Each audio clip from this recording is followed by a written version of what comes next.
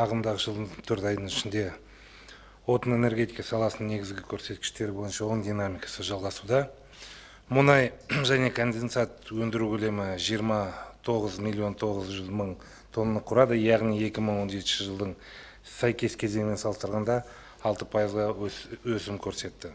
Соның ішінде 3 ірі жоба бойынша мұнай өндіру көлемі 17,9 миллион тонна құрады.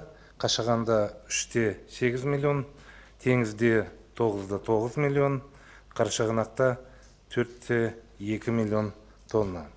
Мұнай экспорты көлемі 24,1 миллион тонна құрады.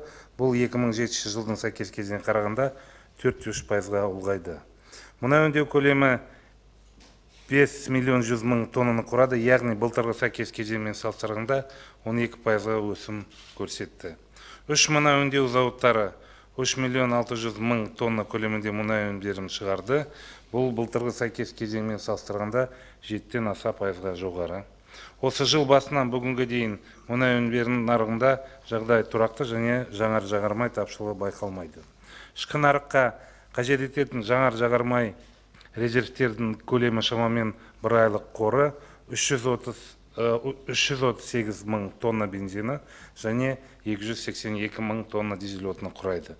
Көктемгі егістеріне дизель отыны жеткізуге арналған кестесі бойынша ауыл шаруашылығына 375 мың тонна, оның ішінде Атырау зауыты арқылы 92 мың 100 тонна, Павлодар зауыты арқылы 195 мың 600 тонна және Шымкент зауыты арқылы 87 мың 100 тонна көлемінде дизель отыны жеткізілді. Сонымен қатар дизель отынының жөнелту жоспарының орындалуы наурыз айында 100%-ға жақын болды, ал сәуір айында 91% құрады. Орындалмау себептері төлемдерін кешіктіру, жолда бару немесе жүктеу сатысындағы көлеміне байланысты.